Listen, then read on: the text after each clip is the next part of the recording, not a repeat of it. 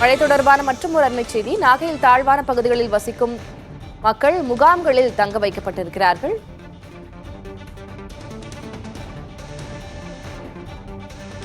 தொடர்ந்து காவிரி படுகை மாவட்டங்களில் கனமழை பெய்து வரும் நிலையில் இனிவரும் அடுத்த 3-4 நாட்களுக்கும் அங்கே மழை தொடரும் என்ற நிலையில் நாகையில் இருக்கக்கூடிய தாழ்வான பகுதிகளில் வசிக்கும் மக்கள் முகாம்களில் தங்க வைக்கப்படுகிறார்கள் என்ற அண்மைச் செய்தியை பார்க்கிறோம். சூர்யா நகரைச் சேர்ந்த 110 பேர் உட்பட மொத்தம் 150 பேர் அங்கு அமைக்கப்பட்டிருக்கக்கூடிய மழைக்கால முகாம்களில் தங்க வைக்கப்படுகிறார்கள்.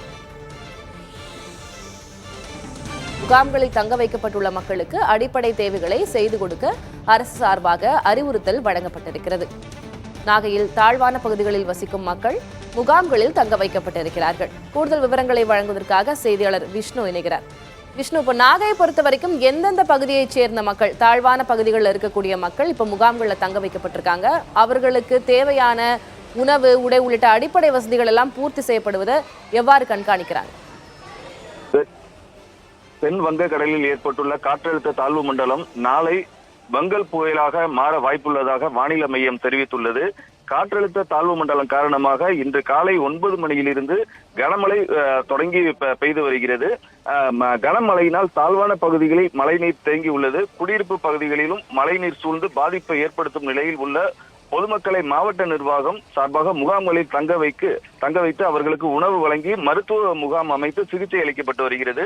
நாகை சூர்யா நகரை சேர்ந்த 110 பேர், அம்புல் பகுதியில் 31 பேர் மற்றும் பொறக்குடி, நாகூர் என நாகூரில் குழந்தையர், முதியோர்கள் என 150 பேர் முகாம்களில் தங்க வைக்கப்பட்டுள்ளனர். மழை மற்றும் குளிர்ந்த காற்று வீசி வருவதால் முதியவர்கள் குளிர் தாங்காமல் முகாம்களில் துணிகளால் போர்த்தி படுத்துள்ளனர். மேலும் பாதிக்கப்படக்கூடிய பகுதியில் உள்ள மக்களை மாவட்ட நிர்வாகம் சார்பாக முகாம்களில் தங்க வைக்க அறிவுறுத்தப்பட்டு வருது. முகாமில் வருவாய் கோட்டாட்சியர் அரங்கநாதன் பார்வையிட்டு மக்களுக்கு அடிப்படை தேவைகளை செய்து கொடுக்க அறிவுறுத்தி வருகிறார். நாகையில் கடல் கரும் சீற்றத்துடன் காணப்படுகிறது. 6 அடி உயரம் வரை எழும்பும் அலையால் 20 அடிக்கு தூரம் வரை கரையில் தண்ணீர் வந்து செல்கிறது. இங்கு ஆபத்தை உணராமல் பொதுமக்கள் கடற்கரைக்கு வருவதும், கடலில் கொட்டப்பட்டுள்ள கருங்கல் பாலத்தின் மீது ஏறி சென்று அங்கு செல்ஃபி எடுப்பதும் போன்ற நடவடிக்கைகள் எடுக்கிறாங்க.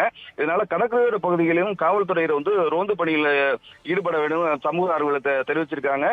தற்போதும் தொடர்ந்து இந்த கனமழை பெய்து வருகிறது. திலகவதி, உங்களுடைய விவரங்களுக்கு நன்றி விஷ்ணு.